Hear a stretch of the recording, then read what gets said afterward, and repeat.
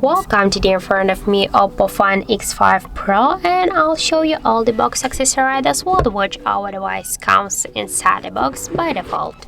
So first we should open the box here, and first thing that shows our Oppo device. In our case that's in the black color.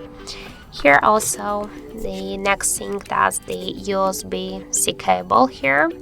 USB-C cable, the charger brick with all of the specs, the original Oppo charger brick, and also you got here the USB dongle, so you can use it with USB cable, for example. Also we got here the paper box, and inside of this box we got also the SIM jack tool, some paperwork like the quick start guides, the safety guides on the card, just with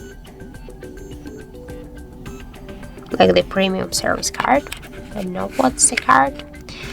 So okay, and also we got here just the protective case in gray color, the matte.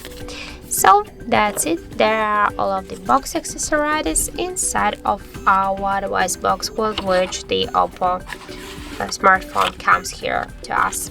So that's it. Thank you for watching, and if you find this video helpful, don't forget to leave a like, comment, and to subscribe our channel.